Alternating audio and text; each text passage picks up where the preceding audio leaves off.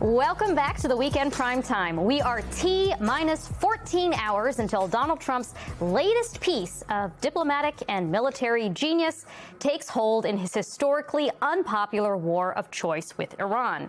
U.S. Central Command announced tonight that Trump's blockade of the Strait of Hormuz will begin tomorrow morning at 10 a.m. Eastern. CENTCOM says that the blockade will be enforced impartially against all vessels from all nations in or out of the strait. At the same time, the Wall Street Journal is reporting tonight that the administration is also looking at resuming limited military strikes in Iran, according to officials and people familiar with the situation. It goes on, quote, Trump could also resume a full-fledged bombing campaign, though officials said that was less likely given the prospect of further destabilizing the region and the president's aversion to prolonged military conflicts. All of this comes just one day after Vice President J.D. Vance failed to reach a peace deal with Iran after a 21-hour marathon negotiation session in Pakistan.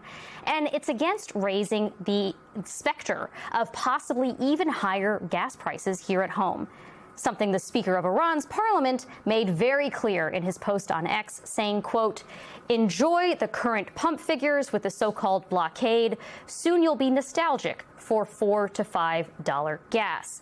Trump was asked directly about rising gas prices this morning in friendly territory on Fox News. You can decide for yourself if he sounds like he knows what he's talking about. Well, eventually it's going to be lower. No, it might not happen initially, but it's going to go down. So do you believe the price of oil and gas will be lower before the midterm elections? I hope so. I mean, I think so. It could be or the same, or maybe a little bit higher, but it should be around the same. I think this won't be that much longer. I really enjoyed those facial expressions right there. Joining us now to discuss, George Conway, lawyer, president of the Society for the Rule of Law, and co-host of the George Conway Explains It All podcast. He is also running for Congress in New York's 12th District. Also with us tonight is Jake Conley, breaking news reporter at Yahoo Finance. Thanks to both of you for joining. Jake, I want to start with you. What do you think the likely impact will be of this announced blockade of the Strait? Well, we're only 2 hours out from the open of futures trading at 6 p.m. Already, you've seen oil prices jumping. I think that tells you the market is reading this exactly one way. This is only going to be escalatory. Right? There is not an easy way out now that talks seemingly in public have failed. Maybe there are back-channel talks happening, but until we see some actual resolution and maybe a reopened strait, the oil markets are only going to go one way. From everybody that I talk to, gasoline is going to follow that. Diesel is going to follow that. I keep in touch with a lot of people in the shipping and the insurance industry, and they keep saying to me, you have to see safety. You have to see a protocol in place for movement to restart, or else the oil market is going to stay contained. With a blockade now of quote-unquote any and all ships, that's only going to tighten the market further. You're going to lose the 2 million barrels per day that are currently getting out of the Strait. Most of that is Iranian oil. Does that also open up the Red Sea to disruptions, threatening the oil coming out of Saudi Arabia? Right. So the market is only looking tighter from here. George, what did you make of Donald Trump sending J.D. Vance over to Pakistan for the fool's errand of trying to negotiate a settlement between two parties that are so far apart, and Vance having to call reportedly numerous times to approve anything and to run it by Trump, while Marco Rubio is ringside and having a blast? I don't know what to make of that. I mean, it's not a vote of confidence in Rubio, but it's also like just sending out Vance to do something he can't possibly achieve and setting him up for failure. So it's not a great thing to work for Donald Trump. I mean, it's really not a great job to have, and it's just completely. I mean, nobody can succeed in this negotiation because basically we totally inverted the Iranians' incentives not to do the things we've always wanted them not to do, which they didn't do because A, we'd bomb the hell out of them,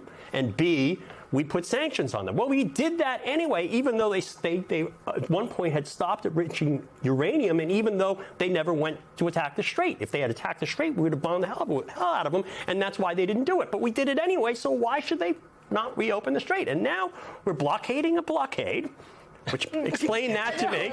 We're blockading a blockade. A few weeks ago, we were saying, oh, we need to let the Iranians sell oil so that it reduces pressure on the markets. And now we're saying, no, you can't sell that oil. And we're saying a few weeks ago, oh, we want to open the strait. Oh, we don't care whether the strait's being open. Now we're saying we're going to close the strait. It's going to open up organically. Isn't that what he said? Naturally. I mean, he said we didn't care about it. He said it was on NATO, the people who depend on that oil had to go open it. And the worst thing about it is American credibility, not just in dealing with the Iranian regime, but to the entire world. I mean, basically we show Trump is incompetent, he's capricious, he's completely erratic, and he's basically psychotic. He has no conception of rally, and now he's kind of bored with Iran, and he wants to move on and go see UFC fights, and the reporting is that essentially he's done with Iran. But wait, there's more. I'm sorry. So let me ask you about. No, seriously, there is more because. Excuse me, I'm going to spin in my chair because my head match my head. I mean, you know.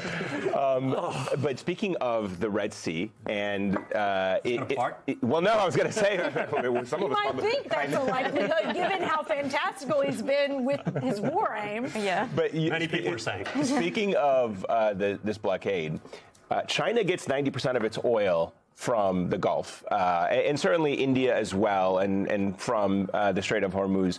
I can't imagine why Donald Trump, who right now needs more international allies to put pressure on Iran to open the Strait of Hormuz, would cut off a major oil supply for a country that is supposedly getting involved in this and helping the Iranians out. Why would Donald Trump want to open one more diplomatic front, one more diplomatic crisis? Not just with China, but as you mentioned, if the Houthis get activated to close, the Red Sea and creating a crisis for Egypt with the Suez Canal, which relies heavily on ships that go through the Suez Canal, you would then have widened the conflict even more, created more of a global financial crisis, and you've now dragged in two regional countries into this war. Well, it's one of the first questions that I asked. What does this do to U.S.-China relations? CENTCOM has said that this is any and all ships other than those going from friendly ports. Trump himself has said this is any and all ships. Does that include Chinese tankers? Just yesterday, we saw two Chinese supertankers leave the Persian Gulf with several million barrels of oil on board. If those ships are blocked, how does Beijing read that, especially when the president is supposed to meet with Xi just next month, I believe that's scheduled for? That's going to complicate things. I think maybe there's a bargaining chip play. Xi has held the supply chain for critical minerals over the U.S.'s head for a while. You've seen that playing back and forth. Those negotiations happened earlier this year. They've kind of kept happening. You've seen the talks over, can NVIDIA go sell chips in China, all these different things. Is the oil one more lever for Donald Trump to pull? I'm not sure, but I think it's going to complicate the relationship between the world's two biggest economies. Absolutely. Well, and besides that, I mean, there are other ways in which the competition over AI, for example, is compromised by this war, like all of the helium that normally comes through the strait and that is used to manufacture semiconductors. Also, the LNG that comes through the strait that goes to Taiwan that is used to manufacture semiconductors. Yeah. So I think that there's still a lot of fallout that's likely to come from this that we just haven't experienced yet. This is not just an oil market shock. This is kind of an everything shock now. You have fertilizer. So U.S. farmers are looking at that and saying, we're going to have to raise food prices. You have helium, other materials that go into semiconductors, that go into chips that power the AI industry that's powering the U.S. economy right now.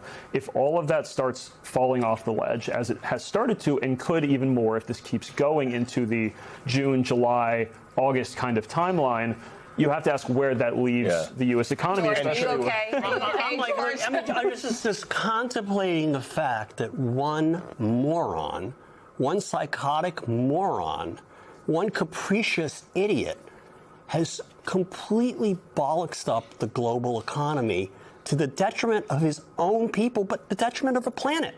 Think about that. Everything from these tariffs, which have to be done and undone, and we end up with the crucial things that we can't buy, and that the Chinese want to punish us for the heavy metals, and this. It's like, how much more of this can the planet take? How much more? And then, the Iranian the minister or whatever it was, the Iranian minister is right. It's like, we're going to get to $6. If there's no oil coming out of there, including the Iranian oil, we're actually worse off than we were last week, which wasn't great. And we're still going to have the after effects of the supply disruptions are going to continue. Even if the Strait opens up next week, the supply disruptions are going to continue for a while through the summer. But what kind of precedent does this also set for freedom of navigation and international law and laws of the sea? And we already had problems with the Chinese in the South China Sea near the Philippines. It's like, what are we doing?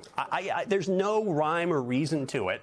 Other than he wakes up in the morning, he has an idea. They tell him not to do it. Don't bomb Iran. And he does it anyway.